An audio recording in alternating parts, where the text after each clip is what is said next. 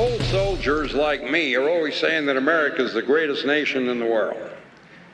Well, my friends, I'll go one better than that.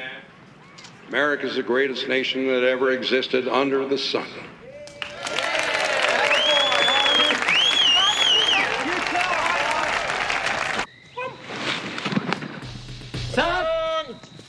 Absetzen! We went to Europe. As I was saying, we went to Europe in 1918 in the same spirit that our boys have gone there now, carrying the notion that the values we hold dear were worth our lives and our sacred honor. Ich schließe mit dem Bekenntnis, das der Führer einst aussprach, als er den Kampf um die Macht im Reich begann. Damals sagte er, wenn unser Wille so stark ist. In the trenches of the Argonne Forest, one of the finest boys who ever lived died in his sergeant's arms.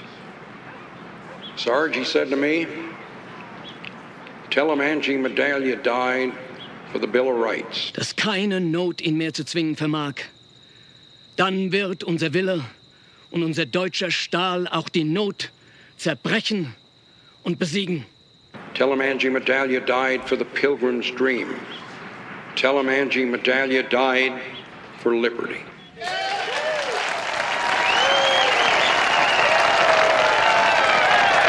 Lang lebe Deutschland.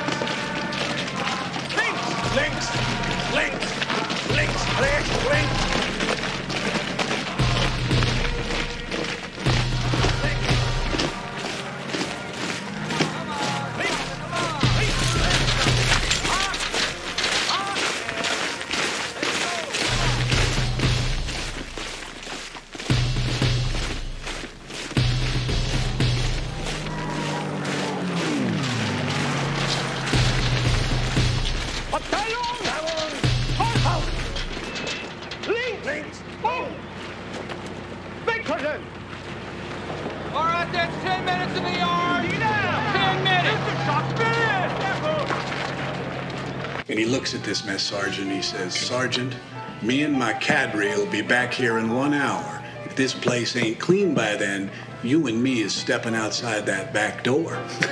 I thought that old boy was gonna faint. Oh, Harmon Cobb, that is disgusting. Ought to make you drink it. Use an ashtray or eat at the Bluebell. Hi, boys. What can I do? There they are. Will you look at them? Well, they ain't gonna get fed here.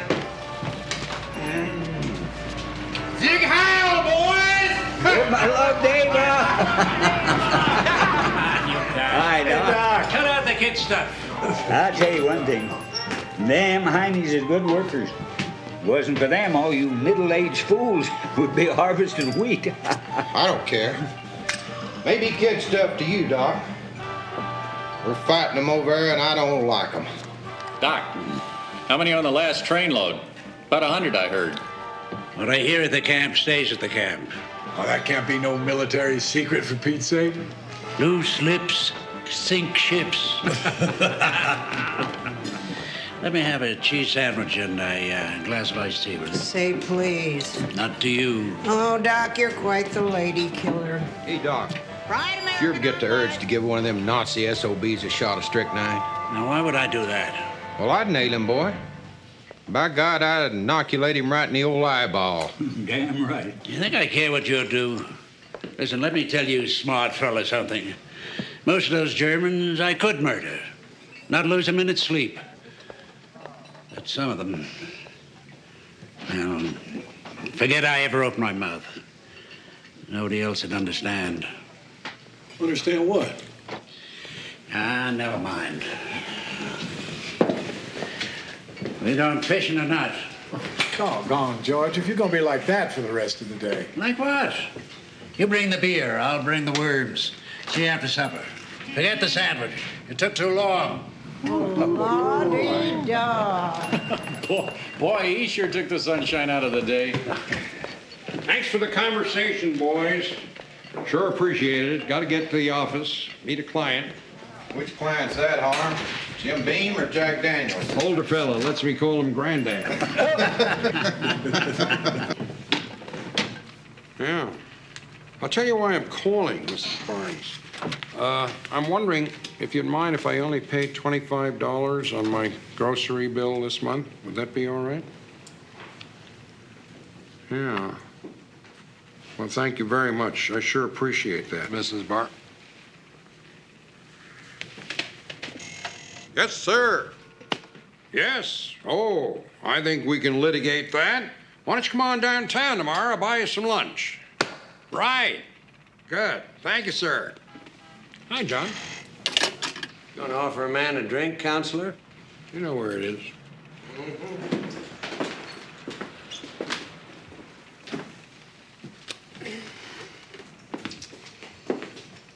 Some of the ladies ought to talk to Miss Barnes about shaving that mustache of hers.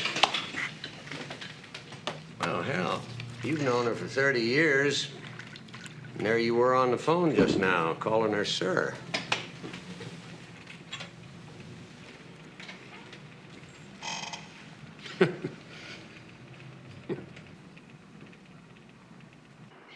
Where have you been? Had some work to catch up on. Oh, Dad, for Pete's sake. Your supper's in the oven if it's still edible. Sorry.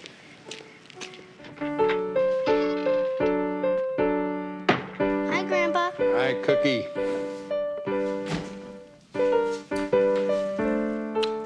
We got a letter from Daddy. Good. Maybe Mom will let me out of the doghouse long enough to read it. I worry about you sometimes, that's all.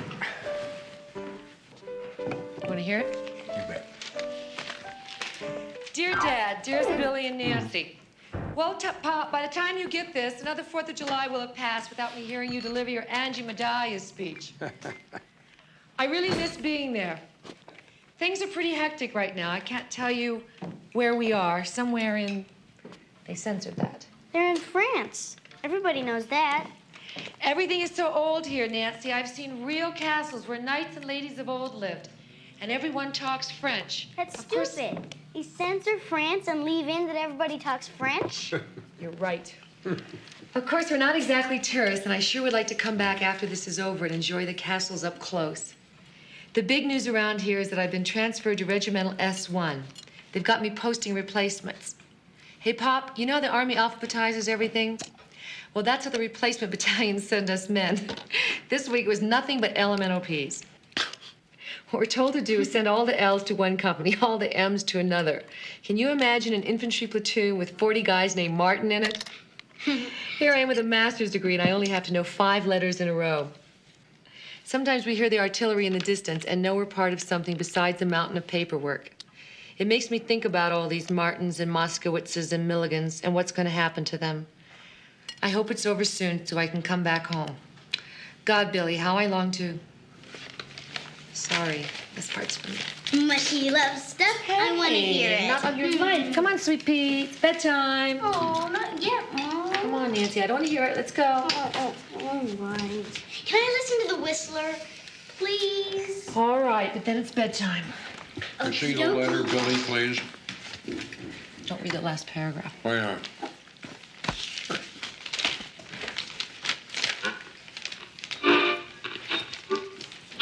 Sorry, I was cross. I had it coming. I am a whistler, and I know many things, for I walk by night.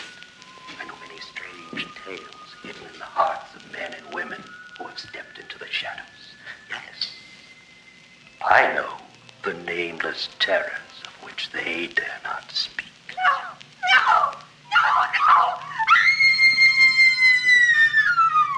She was more beautiful in death than in life. Her childlike smile embraced the grim reaper like a mother.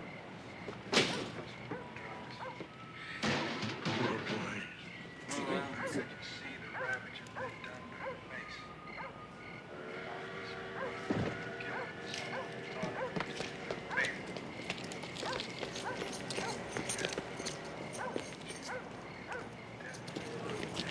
Doc. Never see her. Doc, what's the matter? What happened? Very low. Here, let me give you a hand. No, Shall I call Edna May? no. I'll get up in a minute and be on my way. I'm not an experienced hero like you know. I need fortification. What you need is a quart of black coffee. Come on. Come on to the house. No. Let me ask you a question. What? Come on down here. I'm tired of looking up. All right, if I answer your question, will you let me pour some black coffee into you? Yeah, sure. Okay. You love your son, don't you? Of course I do. And then just hope he never ends up in hell. All those dead boys. What? Dead soldiers. The ones I know. And the ones I'll never know. What are you talking about, Doc? All those poor boys. None of them ever going home. A terrible sadness. What boys, Doc? None of your sons. What do you care? Come on, Doc. Let's get up. Yeah.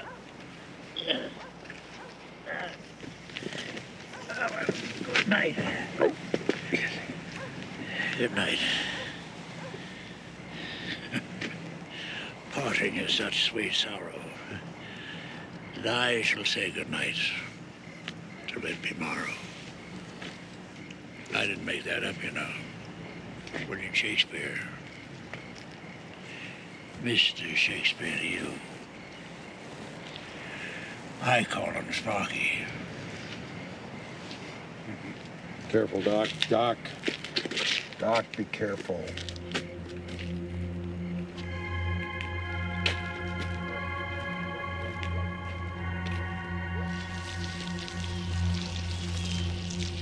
Hey, Pop, look at this. It says we've broken out of Normandy. You think this means the war could be over soon? I hope so. Hey, Billy, you got a cup of coffee to go for a man on a run? I think we can manage. Morning, John. Damn this thing. I still can't get over it. I was with Edna May Hansen all morning. Kind of a crowd over there. Looks like you haven't heard. Heard what? Doc Hansen. He's dead.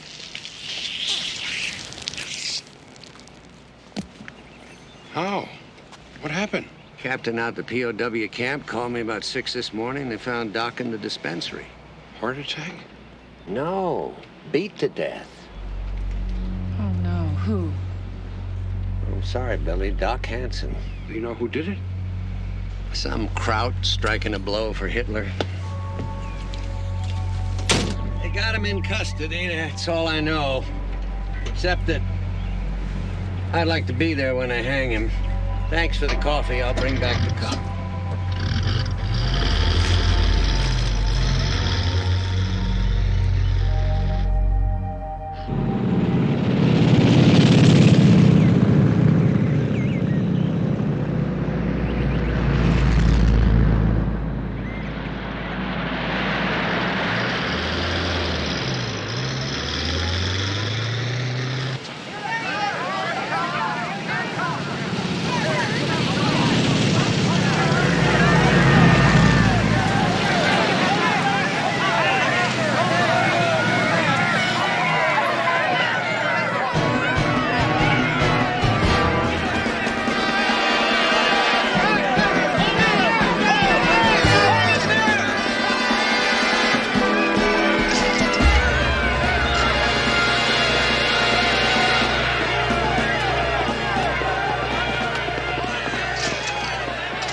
They tossed Charlie Canfield out of his chambers and moved in a U.S. District Court judge.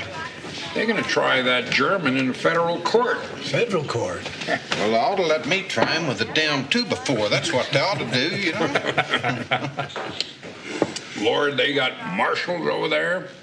United States attorneys? Oh, yeah. Willie Jackson was out there all day yesterday installing new phone lines. You know, what I'd like to know is who in the world are they going to get to defend this crowd?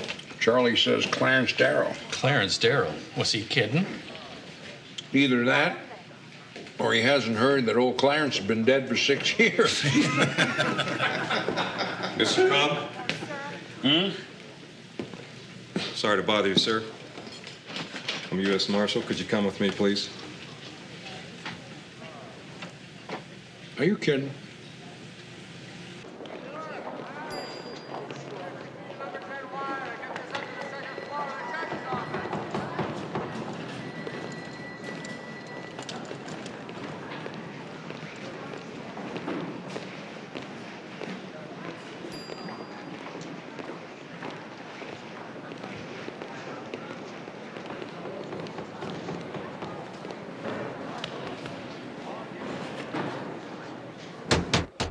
Come in.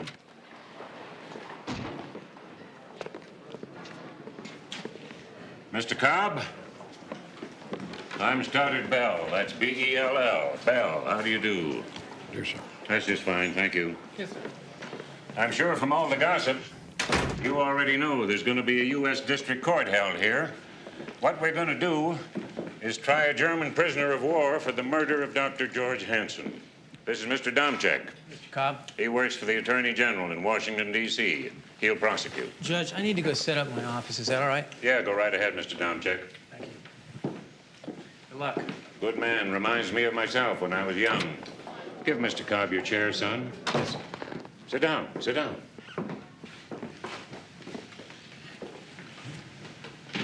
Now, the defendant, he's going to need a lawyer. I can appoint any member of the U.S. District Court bar I want to. After consulting with some people around here who know who's who, I've decided to appoint you. We have a touchy situation here, Mr. Cobb. There's 3 American airmen, POWs, who are in the custody of Nazi civil authorities. They're about to be tried before a criminal court in Darmstadt, Germany. The president wants to make sure they get a fair public trial. You follow me? No, sir. This trial is a way to assure that that happens. That's why we're trying it before a civilian court. Quid pro quo. If we give this German a fair trial, maybe they won't railroad our boys, you see? The president wants justice done, not only here in Lincoln Bluff, Colorado, but in Darmstadt, Germany, too. At 10 o'clock this morning, some federal marshals went out to Camp Bremen and took custody of the defendant. What the hell's his name? Geiger, Your Honor. Hauptfeldwebel, something. Wilhelm Geiger. What does all that German mean? Means a sergeant, Your Honor. Well, then say so. Yes, sir. I'm arraigning your client at 3 o'clock this afternoon. Not my client, Your Honor. I'm very sorry, sir, but I don't want the job. Thank you. Hold on. Gents, if you'll excuse us, Mr. Cobb and I are going to take a little stroll. Now, what seems to be the problem, Mr. Cobb? Well, Your Honor, for one thing, you see, I live in this town. If the hangman's job was open, I'd be the first in line. The other thing is that I joined the U.S. District Court bar because their certificate looked pretty on my wall. I don't know the first thing about federal rules. I've never even been in a federal courtroom, Your Honor. I'll go easy on you. You'll enjoy the experience. Judge, my only son is over there fighting these people. Now, how in the hell can I defend a German for killing an American? I can't do it. What does the cardboard sign say on my chambers? U.S. District Court Judge. Yeah, but, Your Honor, A law professor once told me that one of the most important things a courtroom lawyer can do is gauge a judge. So to help you out, I'm going to tell you everything you want to know about me. I'm a very thorough fellow. For instance, unless you were cheating on your income tax, you earned $4,331 last year. Pretty slim for a lawyer. I also know you're about that much again in debt. Well, with all due respect, Your Honor, I don't think that's any of your business. I knew you'd say that. Well, sir, if you take on this case, Uncle Sam will pay you a retainer of $2,500. And at $15 an hour, you can bill the government for another $1,000 for preparation and trial time. Now, tell me you can make that kind of money representing the interests of some overwrought farmers and their aspirated rabbits, and I'll drop the offer. I'll grant you, Judge, that I'm the poorest lawyer in the state, and I intend to stay that way. Thank you very much, but no thank you. Mr. Cobb, what's important here is the process. As far as I can see, this is an open and shut case anyway. I'm not asking you to save this German, just defend him. This has got to be an American trial in the American way. It's got to be thorough, it's got to be honest, out in the open, fair as fair can be.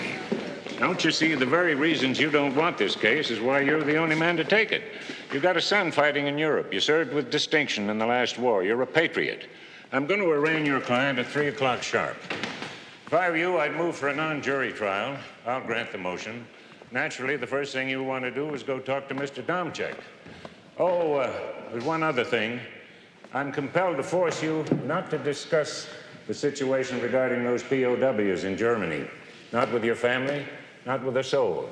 You tell your friends in this town I forced you to take the case. Tell them I gave you a choice of resigning from the bar or going to jail for contempt. Of course, that won't be a lie, because that would have been your choice. It was going to be my last argument. Well, I'll see you at 3 o'clock.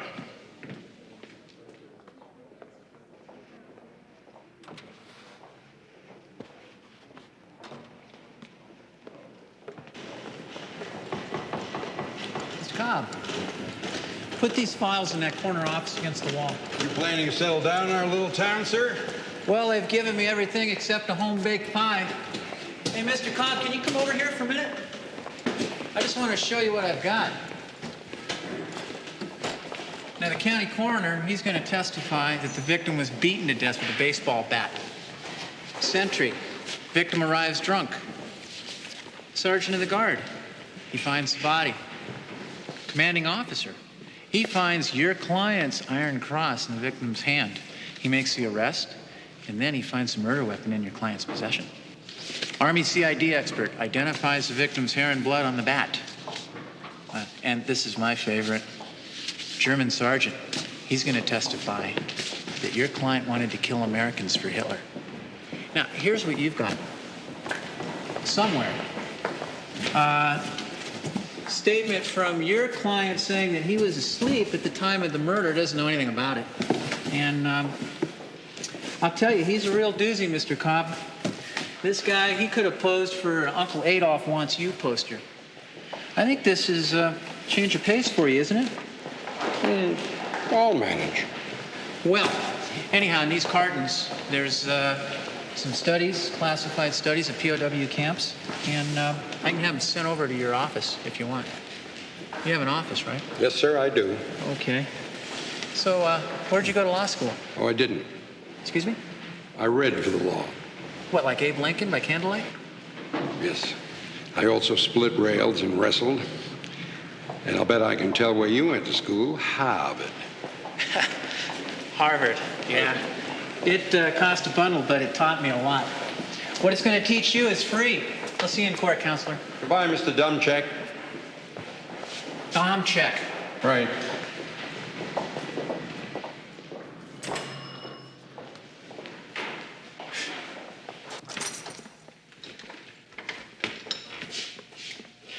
Here he is, sir. I'm Harmon Cobb. I'm appointed to be your lawyer.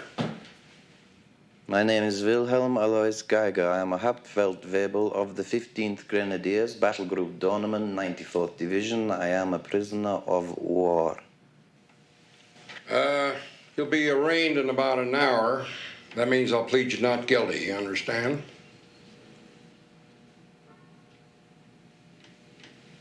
It's gonna be a short defense. My name is Wilhelm Alois Geiger. I am a Hauptfeldwebel of the 15th Grenadiers, Battle Group Dornemann, 94th Division. I am a prisoner of war.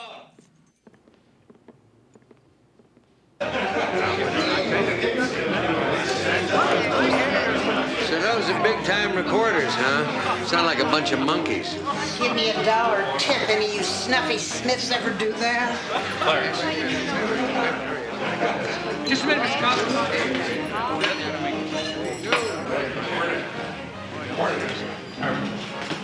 Hi, Warren. Morning, Harm. Ginny, cup of coffee, please. Pardon, thanks. Harmon.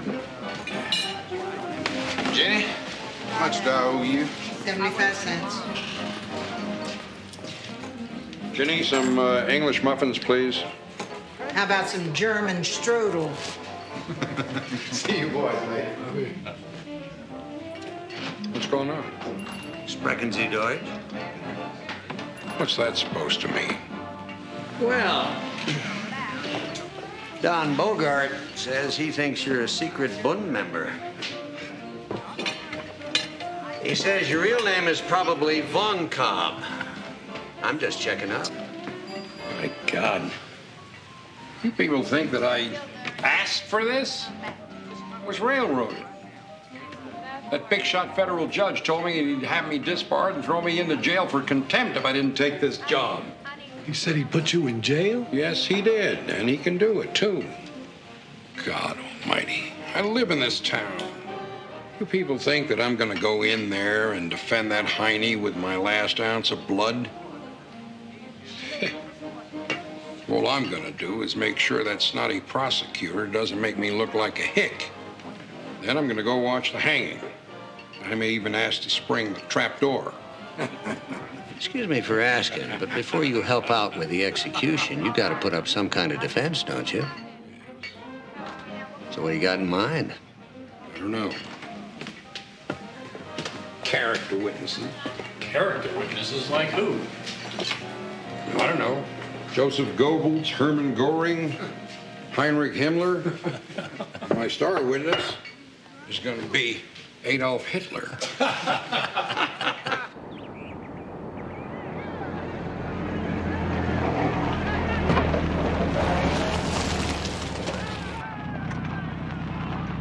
Visitor parking over there, sir.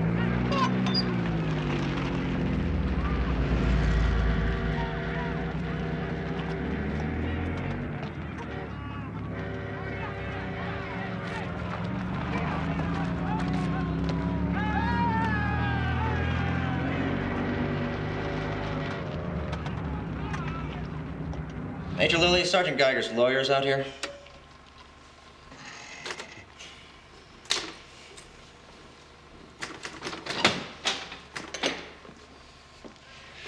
I'm Major Lilly, sir. Harmon Cobb. So, you would like to see our dispensary? If it's not too much trouble. Oh, it's no trouble at all. I'll show you around, and Sergeant Osias, he can tell you where the prisoners are working at. Thank you. Thank you very much. Thank you.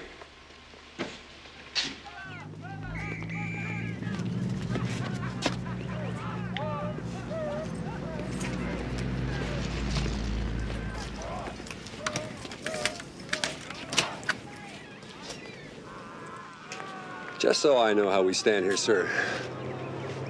Are you defending Geiger by choice? What difference does that make? After you. Let me be clear on where I stand, Mr. Cobb. The fact is, Hansen shouldn't have been out here in the middle of the night.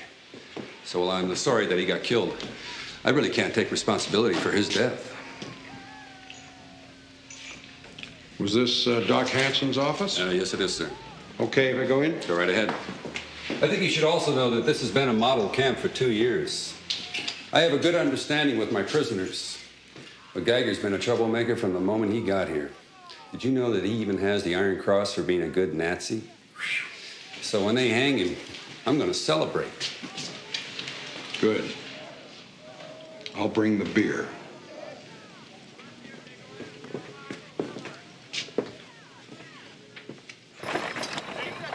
Fellow you're looking for is right up here.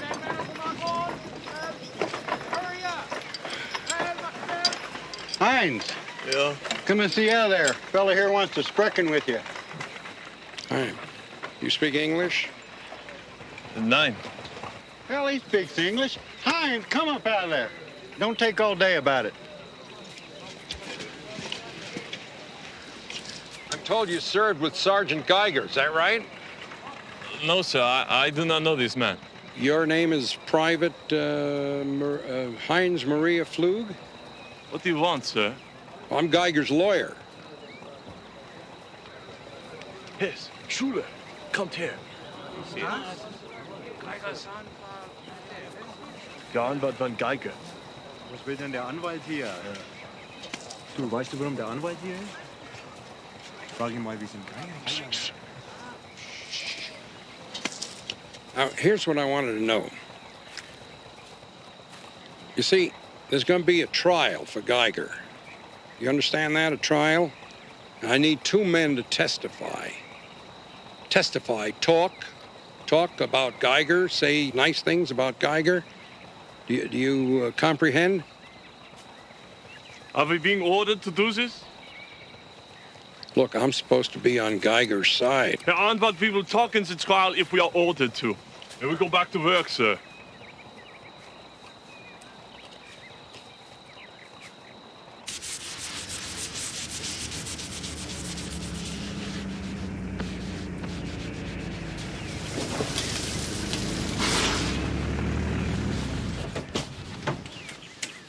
Who did that? Could have been lots of people.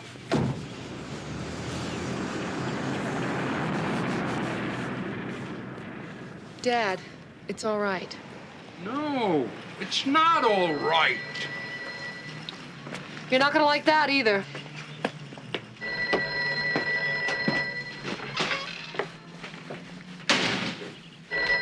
Hello. Who is this?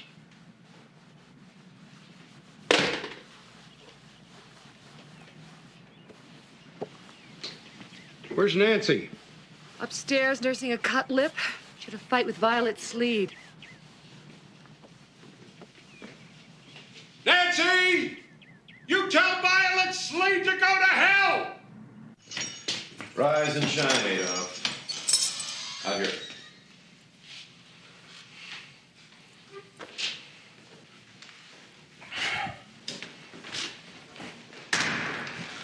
What do you want?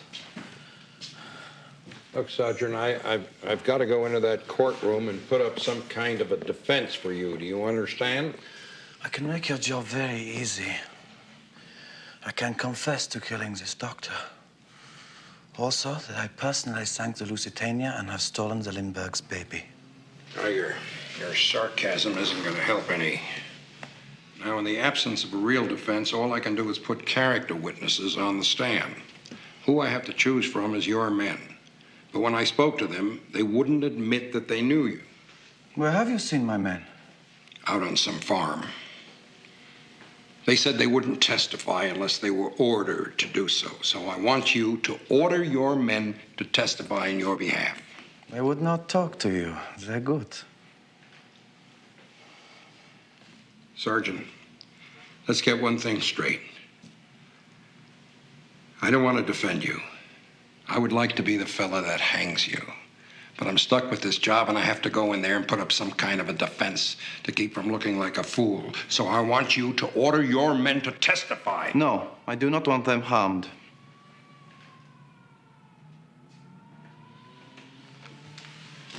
Oh, my God.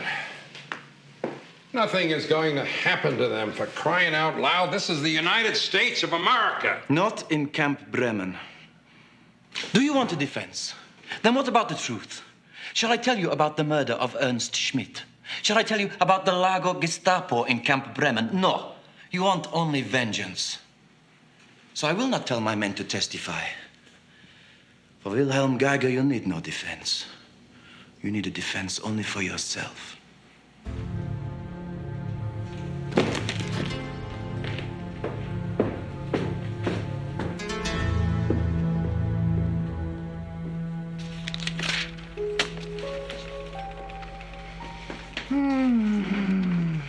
I think the Army pays these people by the word to write these things.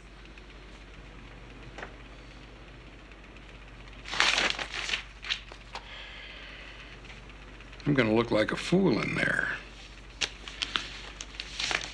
Got no character witnesses. If I put Geiger on the stand, he'll make a travesty out of it. If I rest without a defense, a tough old judge will have me shot. Should have been a farmer. Maybe you should keep reading.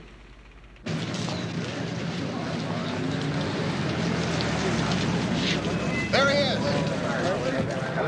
How do you feel about defending a Nazi? This German can get a fair trial. Is this the the biggest case of your career? You ever defended a murderer before? What about being a Nazi sympathizer? Why did you take the case? What do you think they picked you? All I can tell you is what the judge told me. It was me or Clarence Darrow, and he's dead. Okay? Promise to tell the truth, the whole truth, nothing but the truth, so help you God? I do. State your name. Corporal Adam Swayze, sir. Please be seated. Corporal Swayze, what were your duties from midnight to 8 a.m. on July 6, 1944? I was on guard duty at the main gate of the prison compound at Camp Bremen, sir. Did Dr. George Hansen arrive at your post during the night?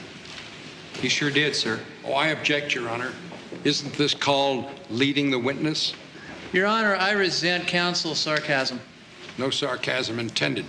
I just wanted my learned adversary to know that we here in the sticks do know leading a witness when we run across it. Objection sustained. Go on, Mr. Domchek. Thank you. Did anyone approach your post the morning of the 6th? At 2:17 a.m., sir, the doc did. Dr. Henson, I mean. When Corporal Swayze told me that he had admitted Dr. Hansen into the prisoner's compound without informing me, I reprimanded him. I then proceeded to the dispensary. And what time was that, Sergeant? It was 5:32 a.m., sir. The lights were on in the office, and the filing cabinets were turned upside down. Dr. Hansen was lying on the floor. Most of his face was gone, and he didn't have any pulse. Major, at the dispensary, what did you observe? Sir, I observed that Dr. Hansen was holding something in his right hand. I identified the object as a German combat decoration. It was the Knight's Cross of the Iron Cross. The ribbon was torn. Is this the object that you found? Yes, sir. Your Honor, I'd like to introduce this as United States Exhibit A. Exhibit A admitted. Major, how many soldiers at Camp Bremen are entitled to wear that decoration? Just one. Sergeant Geiger. Did the discovery of that piece of evidence cause you to take any action? Yes, sir. I ordered Sergeant Kreider and 4 other MPs to accompany me to Barracks 15, where I arrested the defendant. And did you discover anything in his possession at that time? Yes, I did. It was in his locker. It was a baseball bat. It had traces of what appeared to be hair and blood on it.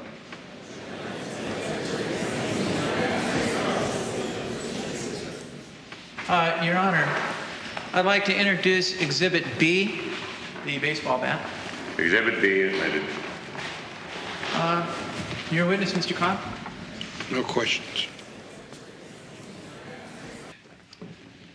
Hi, kids. Much better. Hi, Grandpa. Do you want me to heat up your stew for you? Sure, Cookie. You know how to do it? Oh, stop it, Grandpa. How'd it go?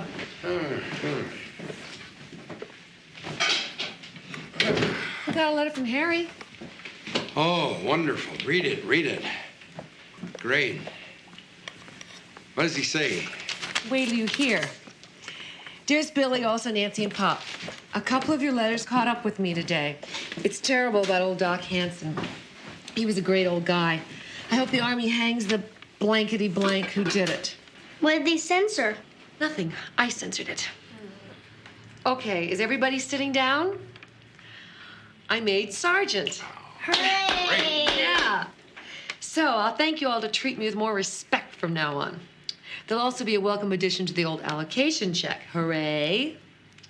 I'll have new duties I can't tell you about yet. Don't worry, it's another staff job.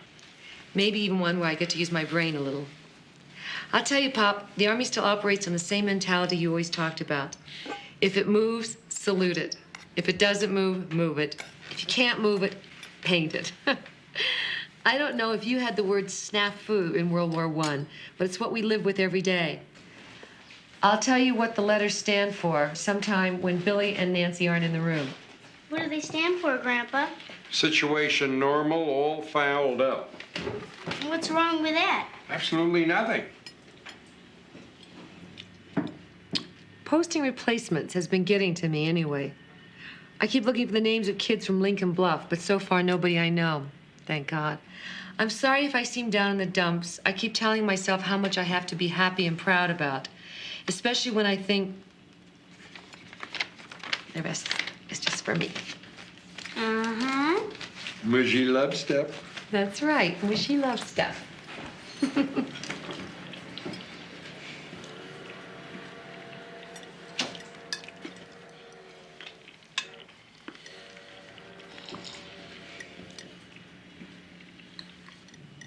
So, how'd it go today? Okay. I think I did okay with dump check. I managed to get his goat a few times. It's nice, huh? Good.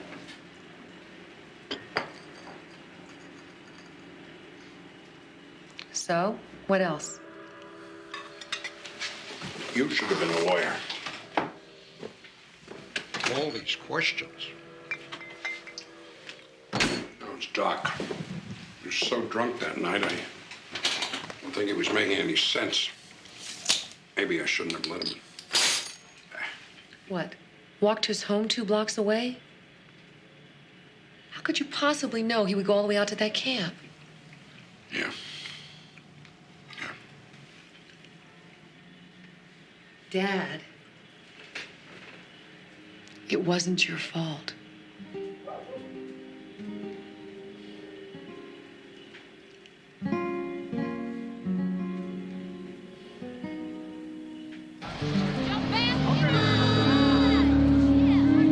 The left temporal bone of the skull was crushed, multiple fragments of which were embedded in the victim's cerebral cortex. The palatine, nasal, and inferior turbinate bones were also crushed. Speak louder, please.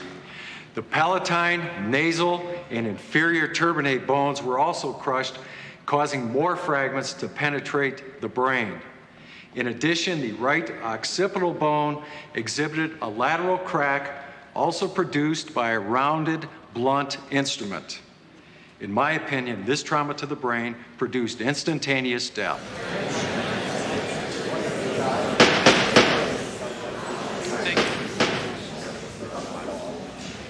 You're a witness, Mr. Cobb. No question. You can step down. The United States calls Hauptfeldwebel Hans Riefenstahl.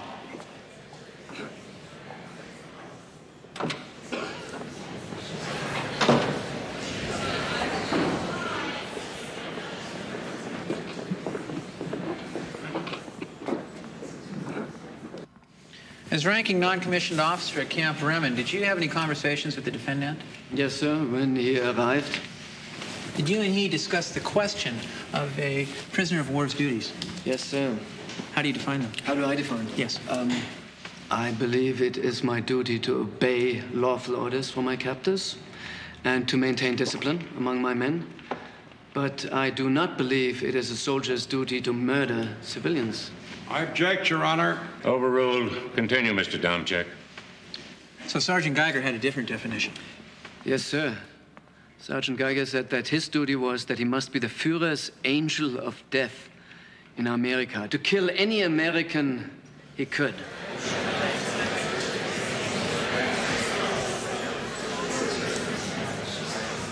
Sergeant Riefenstahl, would you define a Nazi as one who is a member of the National Socialist Party? Yes, sir.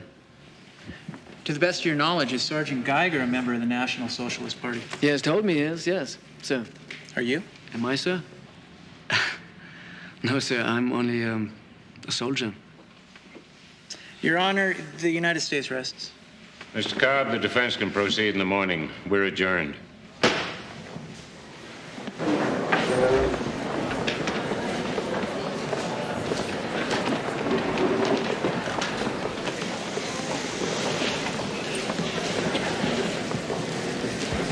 Lawyer, answer me a question. What? What is the year? What is the year? Yeah, you think it is 1944, don't you? But you are wrong.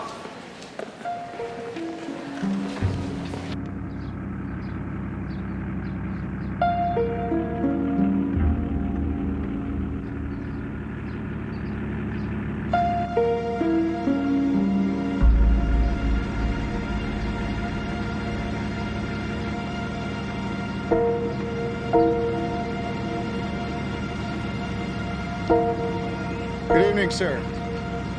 Nobody seems to be at home. Are you Mr. Harmon J. Cobb? Yes? I'm Second Lieutenant Jack Morton of the Adjutant General's office at Fort Dawson. Could we go inside, sir? No, I don't think so. I'm sorry. The War Department regrets to inform you that Sergeant Harold S. Cobb was killed in action 5 of August 1944 during combat operations in the European theater of war.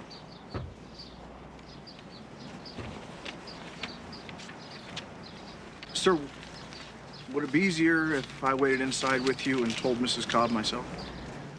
No, I'll do it. Thank you very much for coming.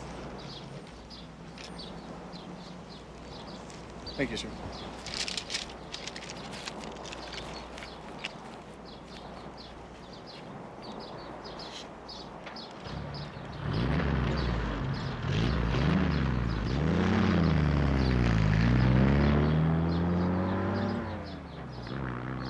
I'd replace you if I could, but I can't. Please, Judge. I can't go on with this. I can't even think. Mr. Cobb, I sure can't know the depth of your grief. But this trial's going to finish the way it started, with you at the defendant's table. I'm sorry, but that's the way it's got to go. Today's Wednesday. I'll grant a continuance the rest of the week. We'll reconvene on Monday. I'll be home in Denver if you need to talk to me. Take care of yourself. Thank you.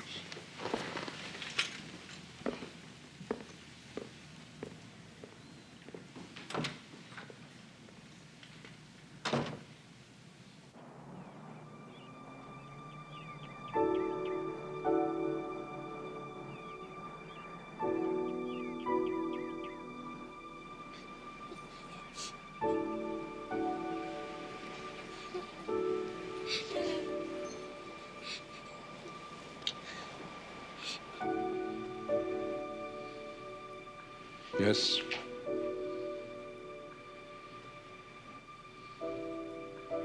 I see. No, thank you very much. I appreciate your taking the time. Thank you, and the best to you too, sir.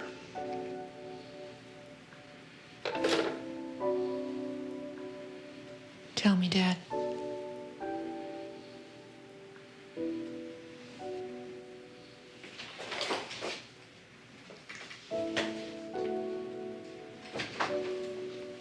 I want to know.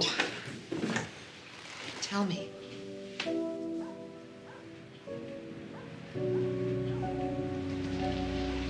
The unit was at mail call.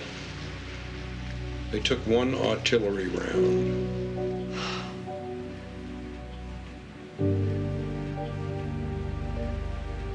That's all.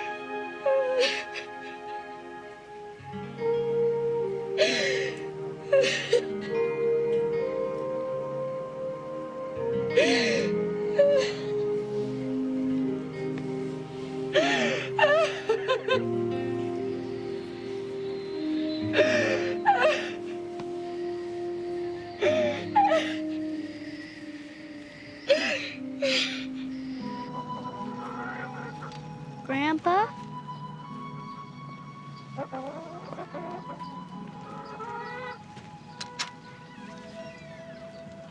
Grandpa, let's go fishing. Please? Mom says it'll be good for you. Go away, Nancy. Leave me alone. Please don't be mad at me. I'm sad too.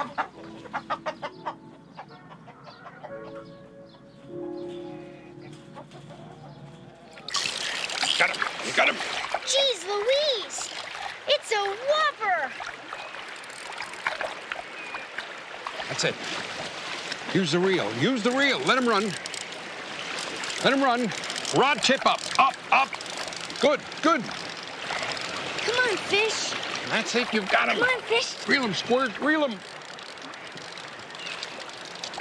A little more. More. More. There he is. All right. Bring him over here.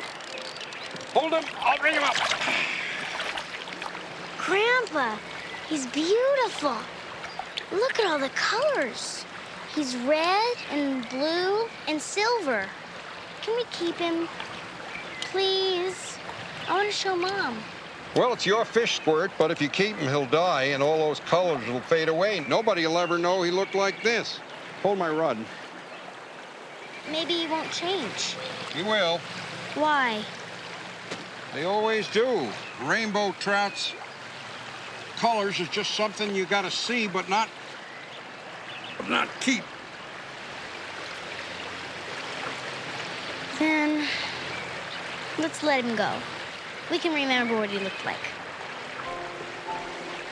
Everything about him.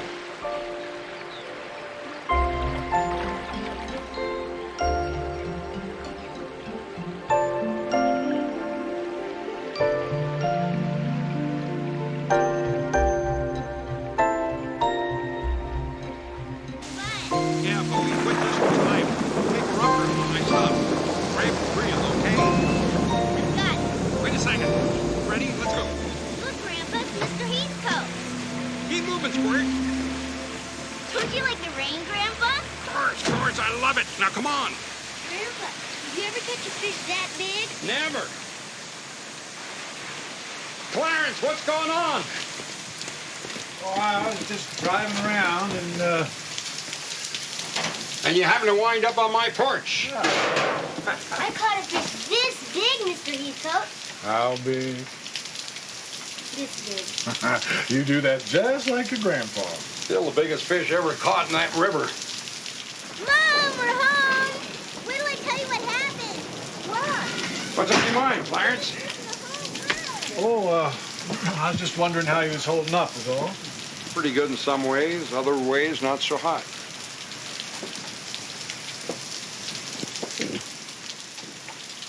Would you like to come in for a cup of coffee, a sandwich, or something? No. Harmon, I was wondering, what's going to happen when that trial reconvenes? I guess I'm going to go back to the courtroom and take my seat. I don't suppose there's ever been any question about that German fella being guilty as sin. Of course, you got to do your very best for him, no matter what, that being what you might call the American way, you know. Feller's innocent until he's proven guilty, no matter what he done. You giving me a civics lecture, Clarence? No.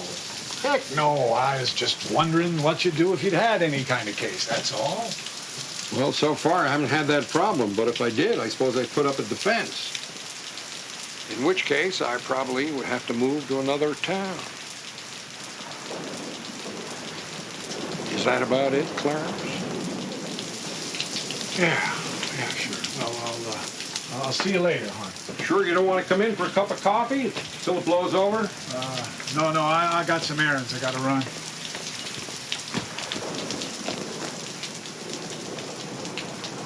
What time is it? 3 a.m. Does John Wallace know it's 3 a.m.? He says it's important. Crying out loud. It's all right, honey. Mommy's coming.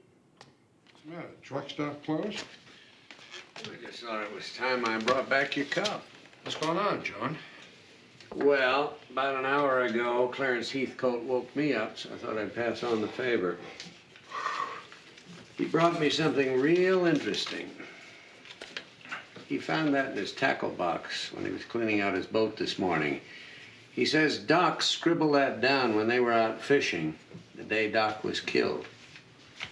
Let me get my glasses. Clarence said Doc got drunk and went rambling on about dead boys. That's what he was babbling to you about that night, wasn't it? Doc was a friend of mine, but he must have been up to his neck in something out at that camp. I hate to say it, but there's more to this now than just some crazy Nazi wanting to kill an American for Hitler. Holy Chicago. So this is what Clarence got stuck in his craw this afternoon. He asked me if I thought that would hurt Doc's reputation. I said, hell yes. But he said, give it to Harmon anyway. Sure was eating on him. Oh, by the way, I asked Clarence not to tell anybody else about this. He said he wouldn't. You okay, Harmon? Okay. Good. Thank you very much, John. See you later. Night, Billy. Good night. Everything all right? Billy, come over here and listen to this. This was written by Doc Hansen the day he died. He got drunk and he wrote this. Sir, Camp Bremen is hell on earth, a place of death. If what I am about to reveal results in the criminal prosecutions of myself and others, so be it. I have harbored this burden with great difficulty, and with the murder of Corporal Ernst Schmidt, I can carry it no longer. That's it. That's all there is. Corporal Ernst Schmidt. I remember talking to Geiger. I told him something about this being the United States of America, and he said something about the murder of Ernst Schmidt. I didn't know what the hell he was talking about. I wasn't even listening to him. Oh, my God. What am I going to do?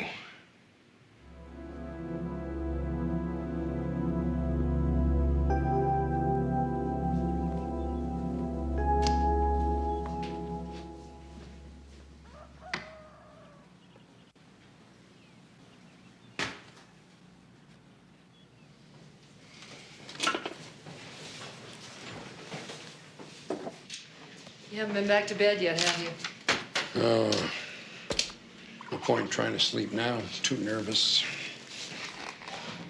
My 5-day continuance is 4/5 gone. I've got a little better than 24 hours to prepare a case, and I don't even know what it's about yet. I was going to wait till a decent hour. What the hell with it? Time to stir up the hornets. Major Lilly. Morning.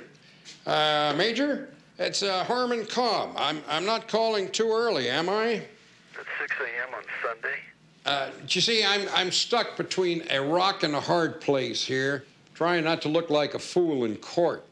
I've run across a name, and I was hoping you might be able to shed some light on who this fellow might be. What's the name? Corporal Ernst Schmidt. Corporal Ernst Schmidt. Major, hello? You still there? Can I ask in what context you ran across that name? Oh, I believe Doc Hansen mentioned it to me once. You did? A sick prisoner, was he? Hello, Major? Goodness me, I haven't stumbled on some military secret, have I? Private Schmidt was a new prisoner. He died of natural causes less than a week after he got here. Natural causes. Oh. Did Dr. Hansen treat him? I suppose he must have. Well, then I guess there'd be some medical files on him. You don't suppose I could take a look at those, do you?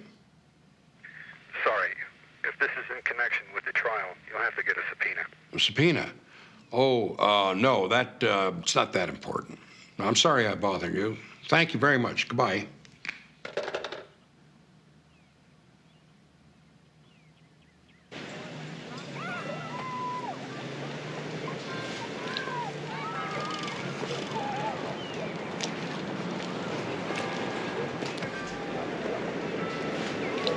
Isn't it me?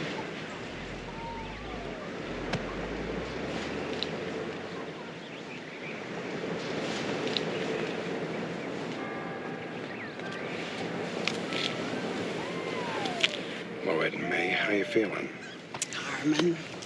I was just over your house. Your daughter says that you might be here. I'm sorry to disturb you, Edna May, but I was wondering if George ever talked to you about a prisoner of war named Ernst Schmidt. Ernst Schmidt? Oh, I don't think so. Why? Well, something was wrong out there at the camp. Something was bothering George a whole lot. What? What was wrong? I don't know. That's my problem. You see, and it's complicated things. What are you talking about? Well, it could be that my client is innocent. Your client?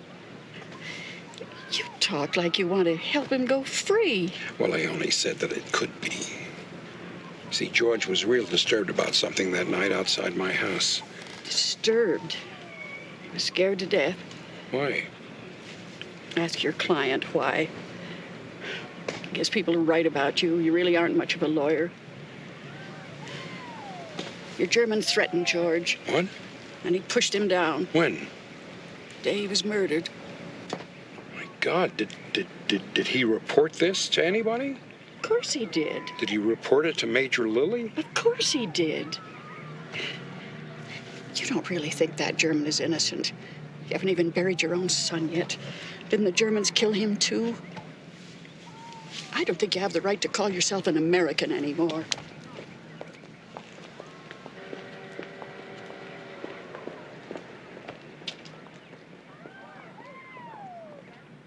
The other day you tried to tell me about Ernst Schmidt. I wasn't interested. Now I am. Who was he?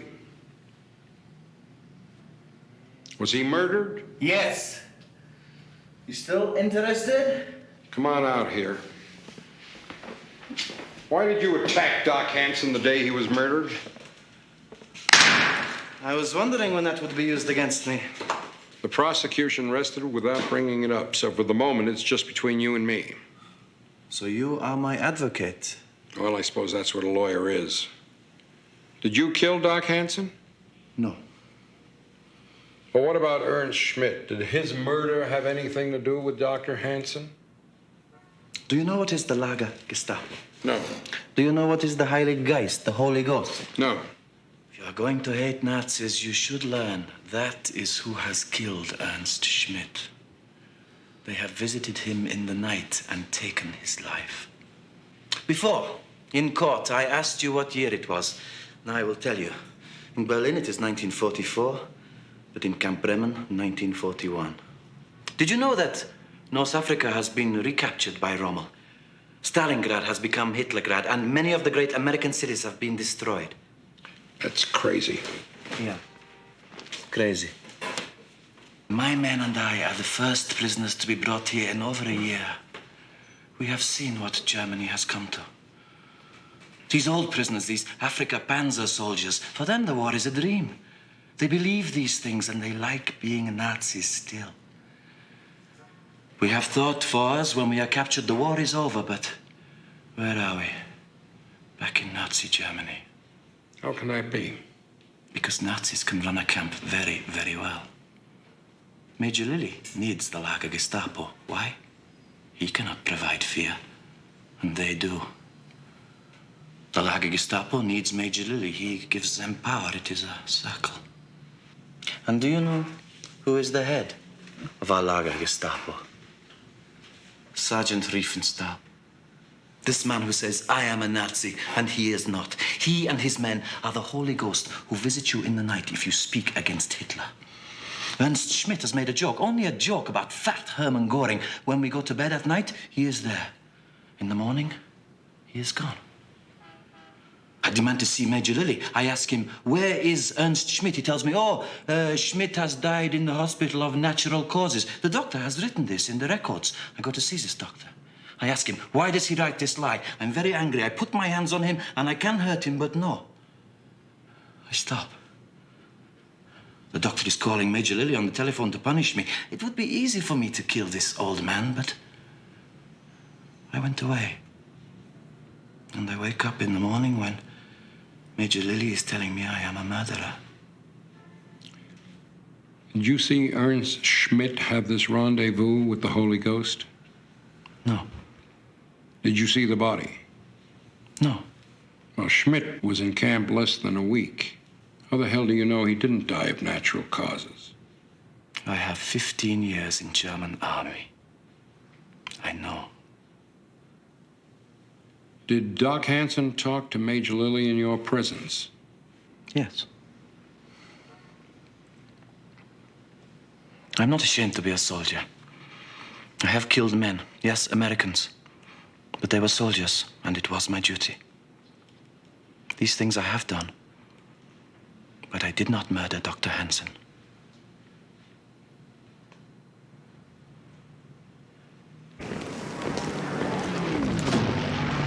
Major? Major Lilly? I'm busy, Mr. Cobb. So am I, Major. I'll make it fast. I would like your permission, sir, to see the report on the assault that took place the afternoon of July 6th. What are you talking about? Well, I understand that Sergeant Geiger threatened Dr. Hansen and then shoved him down. How can you give any credence to what that Nazi says? That's disgusting. Well, that may be right, sir, but do you know anything about a letter that Dr. Hansen wrote right before he died concerning the camp? No, I don't. And I don't have any more time for this nonsense. All right, John, what do we have?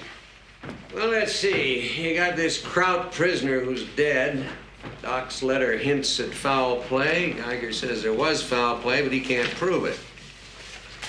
And you got this little shoving match between Geiger and Doc. Edna May says it happened. Geiger admits it. And they both say that Doc told Major Lilly about it. So how come Lilly didn't arrest Geiger? That's very interesting. What's real interesting is that Domchek didn't bring it out. He must not know about it. Will you two pipe down in there? I'm trying to concentrate. Oh, sorry. You can get up, honey. My legs have gone to sleep. Is that Nancy in there? Well, I sure wasn't talking to Harmon. Nancy, what time is it? I know. You know what I did right after supper? What? I called Violet Sleet and told her to go to hell. Don't tell Mom. Okay, Squirt. Good night. Night. Good night. Good night, honey. Thanks for the help. Good night, Mom. Good night, darling. Dad, John, come in here. Come here, look at this. There's a report here on causes of death in German POW camps over the last year. Now look, the numbers are random all through here, like this camp in Texas. 2 deaths from work accidents, 1 from battle wounds, 2 from homicide. Look, they're all like this, see? Except Camp Bremen. 8 deaths from natural causes and nothing else. Wow. Holy Chicago. Billy, you're a gem. And there's one other thing. Look at this. All these other camps have lots of escapes, or at least attempted escapes. At Camp Bremen, there isn't a single one. Hell, it's such a nice place, nobody wants to leave. I would love to get a look at those medical records on the deaths by natural causes. Judge Bell pulled back into town tonight. Get yourself a subpoena and hop on out there. Heck, I'll drive you, even if you are the town pariah. Good evening, sir. May I help you? Oh, it's okay. Mr. Cobb, you're just in time for coffee. No, thanks, Your Honor. I was going to call you in the morning, see how you're holding up. I'm surviving, sir. Good, good. Please sit down. We'll both be more comfortable. Thank you very much. I'm sorry to disturb you in the middle of a meal. I know it's very rude. I need a subpoena, sir. What for? Well, I need some medical records from Camp Bremen. What way would medical records be germane to your case? I've come across some new evidence. New evidence of what? New evidence that may cast some doubt on my client's guilt. Is that right? Yes, sir. See, I have part of a letter here that Doc Hansen wrote the day before he died. Leave it in your pocket. Sorry? Ask yourself a question. Would I have picked you for the defense if I'd wanted there to be the slightest doubt of the outcome of this trial? I I don't know what you mean, sir. It's a charade, Mr. Cobb. Every actor in it has a part that's already written. You ain't the hero. That's Mr. Domchek's part. Who you are is the court jester. Now, here's how it comes out. Right after you make your closing argument tomorrow afternoon, I'm going to find Hauptfeldwebel Wilhelm Geiger guilty of murder. Then I'm going to sentence him to hang.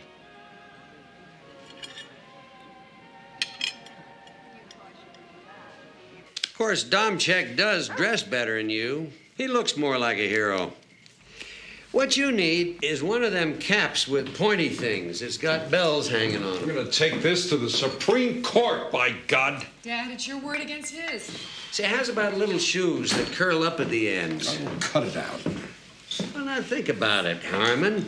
What's the jester's job? To make the court laugh, even if that means making fun of the king. I don't know what the hell you're talking about. Jester's supposed to stir things up. If I was you, I'd put on my bells and start making some noise. What are you talking about? I mean, out at the camp, where they got all Doc's records.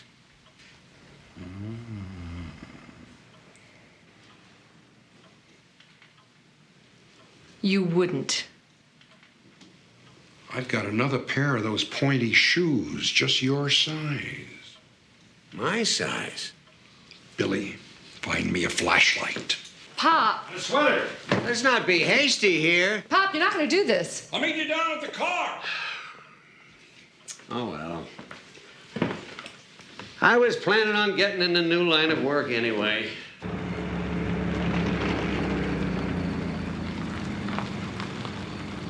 Official business, son. We have to speak to Corporal Swayze immediately. Right over there, sir.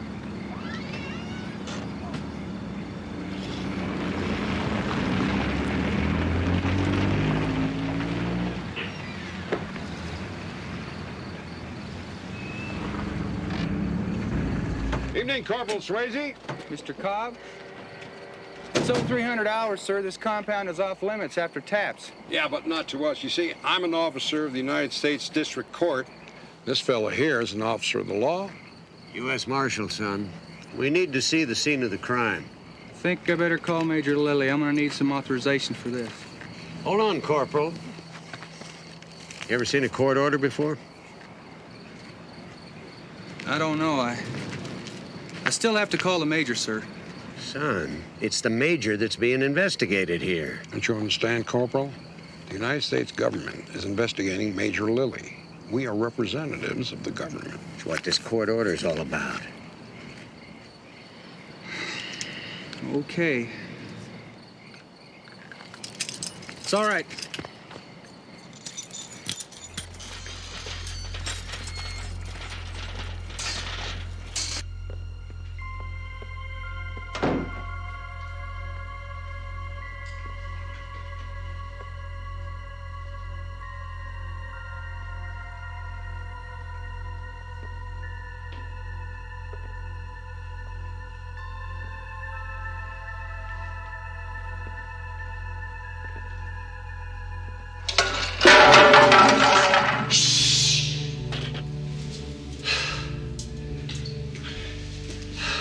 I'm new at this. You think I'm not? Keep moving. Gotta go to the bathroom. Should have thought of that before we left the house.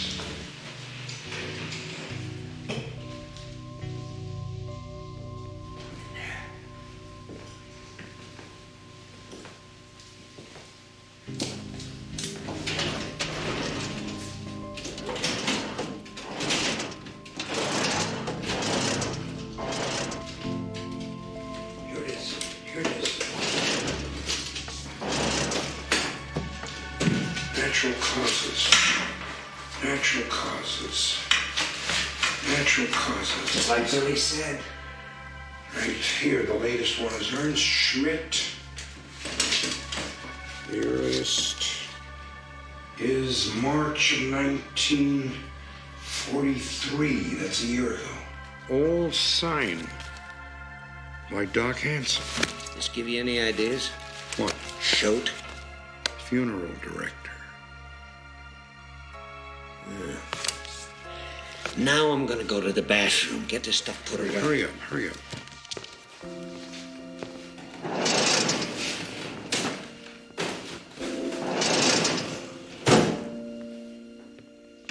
Was ist hier los?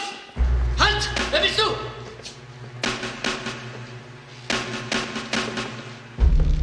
Ach, du bist doch der Anwalt von Geiger. Was machst du hier? Niedermachen.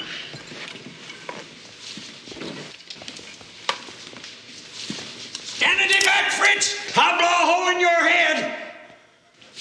Get out of here! Schnell! Raus! Verziehen uns. Verflucht, die zwei wissen Bescheid. Wir müssen uns nicht entsprechen.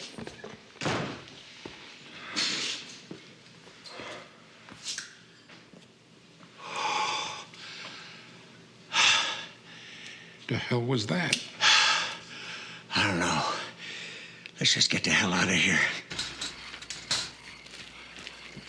Hey, Corporal, who the hell are those krauts with baseball bats we just ran into? It's just the German security patrol, Marshal. Fun, ain't they? You mean they're there and you're out here? Yes, sir. After taps, that's how it works. Wow. Will you testify to that in court? Let me tell you about guys opening their mouths about this place, sir. Look, this is real easy duty here. It's just hear no evil, see no evil. This one MP, he decides he's gonna write to Inspector General. Guess what happened to him? He found stolen property in his locker. And he went to the stockade. Do you have any idea what happens to an MP inside a stockade, sir? Okay, fair enough. But listen, Corporal, you are already a witness in this trial. I could recall you if I wanted to. Put you on the stand as a hostile witness, and you'd have to tell the truth. Of course, if you were scared, and I guess I don't blame you for that, you could say you hadn't seen anything, and then that would kill the case. But you know what? If I can do what I want to do, I can bust this camp wide open, and you never have to worry about ever being in any stockade.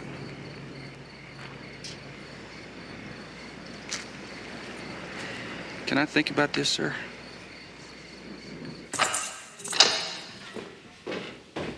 There isn't much time. When I call you, tell everything you know, including your fight with Dr. Hansen. Is it not bad for me to tell that? Well, it can't get any worse than it is, can it? No. I'm sorry about your son dying. Thank you. You have a family at home? Yeah. My father. My mother were killed in Heilbronn. In the bombing. Oh, sorry. I'll call you to the stand. You'll be second. We're in session. Mr. Cobb, you're up. Thank you, Your Honor. Be seated. The defense calls Mr. Clarence Heathcote.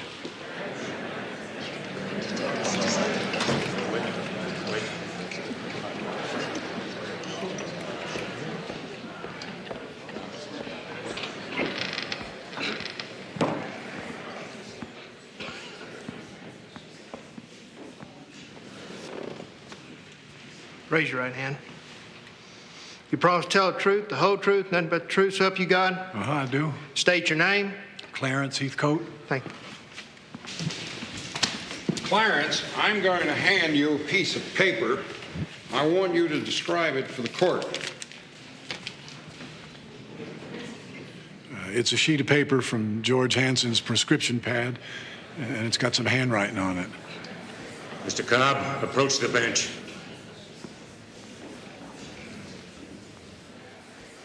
I want to see you in my chambers. Your Honor, I object any ex parte conference. Then you better come too. We're in recess. Just where do you think you're heading with this crap? Judge, you may think I'm incompetent and that this trial is settled. But whether you like it or not, there's been a conspiracy to conceal at least one murder of a prisoner at Camp Bremen, and I can prove it. What are you talking about? Are you crazy? No, I am not crazy. Both I have of you, shut evidence up. which... All right, I'm going to tell you why this trial's going to end the way I say it's going to end. You remember those American airmen I told you about getting tried in Darmstadt, Germany? Yes, sir. They're going to be sentenced to hang. There's no doubt about that. Well, the president doesn't want them hung, so we need one of theirs to hang. What if theirs isn't guilty of the crime he's accused of? Doesn't that matter? You think ours are guilty of crimes against the Reich? The idea is for nobody to hang. The president wants to trade our flyers for a bona fide Nazi hero. Now do you understand? That's why I'm giving Geiger the death sentence today, and nobody's going to stop me. What if there's no trade, Judge? Then I guess it'll be an eye for an eye, won't it? Why didn't I know about this? Because you didn't need to. If you've got new evidence, I want to see it. I'll stipulate that you're an honorable fellow. Now let's finish this damn trial. What do you have, Cobb? Did you hear what I said? Yeah, Judge. Judge, I came here to prosecute a murderer. I'm not going to help anybody hang an innocent man. I don't care what the reason is. I can make you care. Yeah, you probably could. Go ahead and put the letter into evidence. Tom, check. With all due respect, Your Honor, you try to suppress it. I'll move to put it into evidence. You deny my motion, I'll move for mistrial. All right. Suppose I admit the letter. Where are you going with it? I'm going to destroy Major Lilly, Your Honor. He's the one that's acting like a Nazi here. And if I can do that, I'm going to ask you to exhume some bodies. Is that right? Well, you better have it tied up in a very neat bundle, or I'll destroy you. It's all there. Or it will be, I hope. And let's get on with it. Let me tell you something. You two smart fellas may think one German life is worth 3 American lives. I don't. If our boys die, it ain't me who killed them.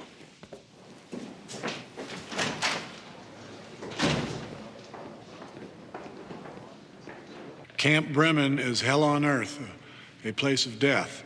If what I'm about to reveal results in the criminal prosecutions of myself and others, so be it. I've harbored this burden with great difficulty. With the murder of Corporal Ernst Schmidt, I can carry it no longer.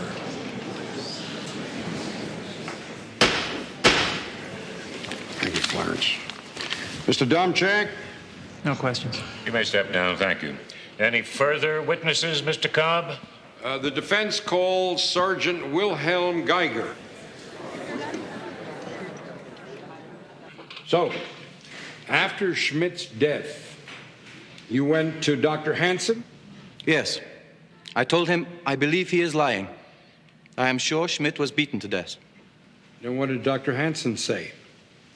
He told me to get out. What did you do? I pushed him to the floor.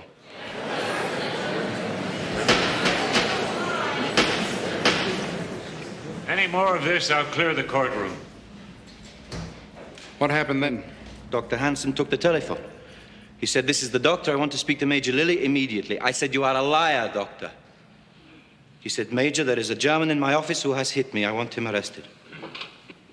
So I go away. Were you arrested? No, sir.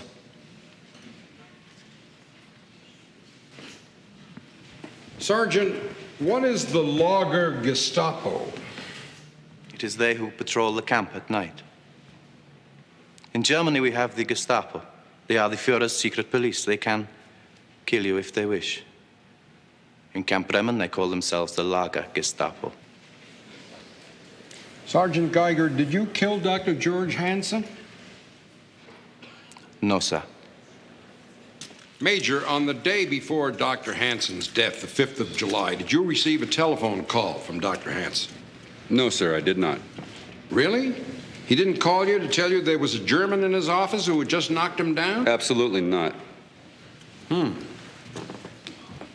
Tell me, sir, what kind of security do you have out there at night? Well, the compound is guarded by military police. Outside or inside? Well, there isn't any need for them inside the compound. The prisoners are locked into their barracks. So they're not free to wander around with baseball bats? Of course not. Tell me, sir, what is the procedure of disposing of a body of a prisoner who's just died? A death certificate is filled out by the attending physician. It's endorsed by me. Then the body is transferred to a civilian contract mortician. In the recent case of the death of Corporal Ernst Schmidt, who was the attending physician? Dr. Hansen. What did the corporal die of? As I recall, it was natural causes. Natural causes? What does that mean exactly? He died in his sleep from old age? The doctor determined the cause of death, sir, not me. Natural. Now, when a body is given over to a contract mortician, does somebody sign it over? Yes, I do. Do you look at the body then to make sure it's the right one? Of course. So you actually saw Corporal Schmidt's body when he was given over to the mortician? Yes. What did it look like, Major? Well, actually, it was covered up. You just said you looked at the bodies when they were given over to the mortician. I only looked at his face. Well, what did his face look like? Was it normal? Was he beat all to hell? Was he smiling? Did he wink at you? Knock that off, Mr. Cobb. Sorry, Your Honor. Tell us, Major, what did the corporal's face look like? Normal. Thank you, sir. No more questions. Mr. Domchek? No questions. You can step down, Major. We'll take a 10-minute recess. Hello, I'm trying to reach Corporal Swayze. He is.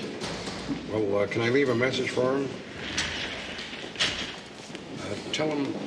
No, this is very important. Oh, never mind. Thank you very much.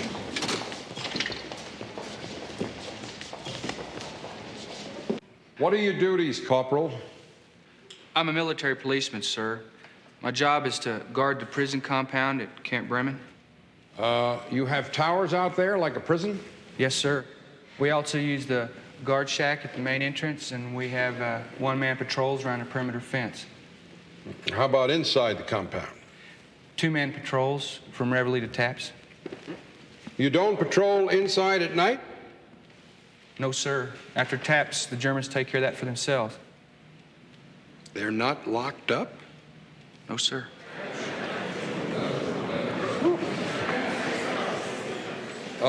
These German patrols, Corporal, are they armed? Well, sir, about a year ago, the Army supplied the camp with a whole bunch of baseball equipment. Germans don't play baseball, sir, but they sure did find a use for them bats. Corporal, have you served in any other prisoner of war camp? Camp Dean, North Carolina, sir. Is that the way they ran things there? Not on your life, sir. Sergeant Osias, when your commanding officer gets a phone call, who answers the phone? I do. Now, on July the 5th, did you get a phone call from Dr. George Hansen asking to speak to Major Lilly? Yes, sir, I did. What makes you remember that? Well, I keep a log of all incoming calls. Also, the doc seemed real agitated. Did you put him through to the Major? Yes, sir, I did. No more questions. Thank you. Mr. Domchek? No questions. You can step down. The defense calls James E. Schote. Mr. Schote, what do you do for a living? I'm a mortician. I own Schote & Son Funeral Home. When some prisoner dies out at Camp Bremen, do you have a contract with the United States Army to prepare the body for burial? Do I have that right? Yes, sir. Did you recently handle the body of Corporal Ernst Schmidt? I believe that's a military secret.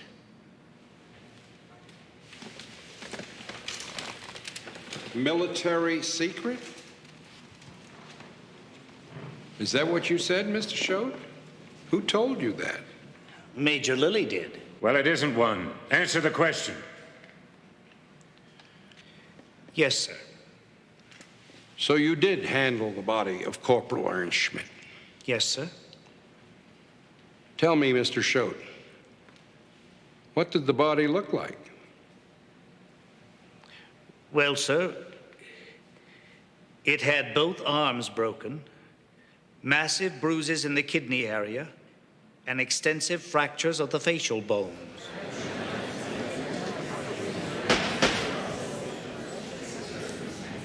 Question. Tell me, Mr. Schote, what did the body look like?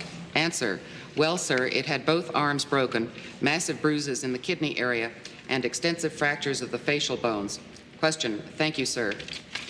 Major Lilly, now that you've heard the testimony of Sergeant Geiger, Corporal Swayze, Sergeant Osias, and Mr. Schote, I'm going to ask you again.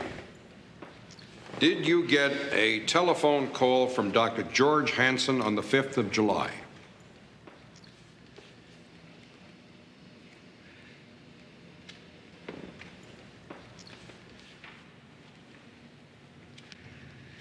I ran the tightest POW camp in the Army. I deserve a medal for the job I did. Why should you give a damn about Germans killing each other?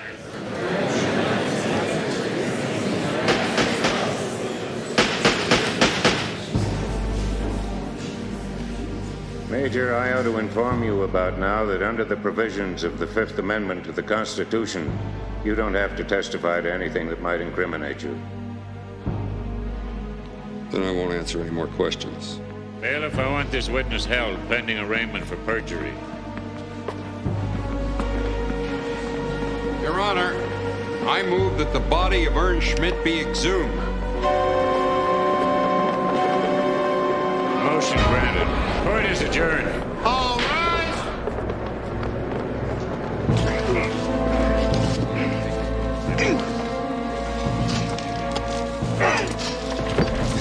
Open it.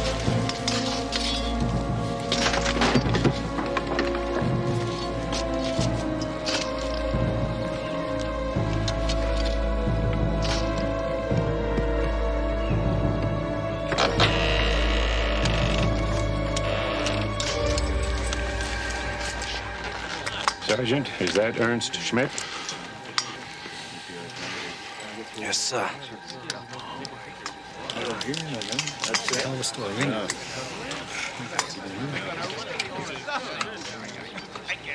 Close it up.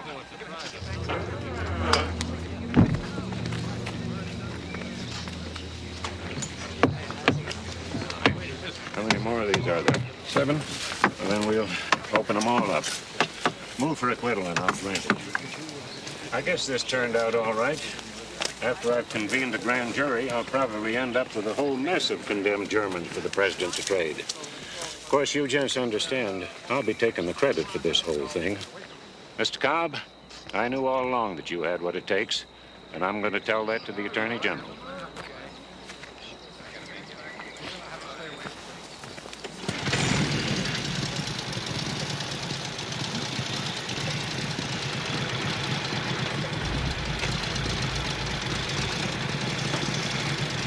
That's the Lager Gestapo, Mr. Cobb. A whole bunch of them. They've been talking fast and furious the past few days. I think we finally figured out exactly what happened. See, Riefenstahl, one of his patrols, found the doctor in his office drunk. He was writing a full confession about how he falsified the documents to the 8 Germans. So he murdered him, personally. Nazis hated Geiger, by the way, because he wasn't intimidated by him. So they framed him.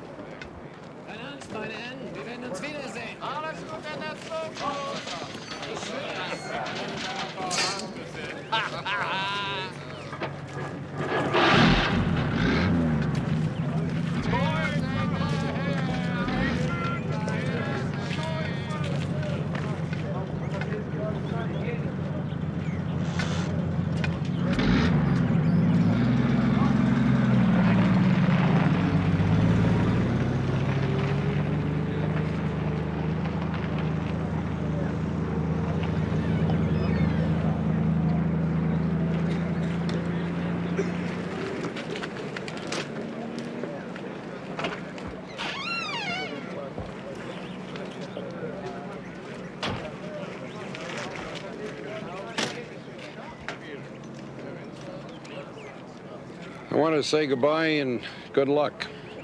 So, you have saved my life. Yeah, well, I didn't do it for you. I did it for a lot of other reasons. That I know. But still, I thank you. You know, after this war is over, you won't have much to go back to. I hope you can make the best of it. We all will have losses to live with. Yeah. Goodbye. Goodbye.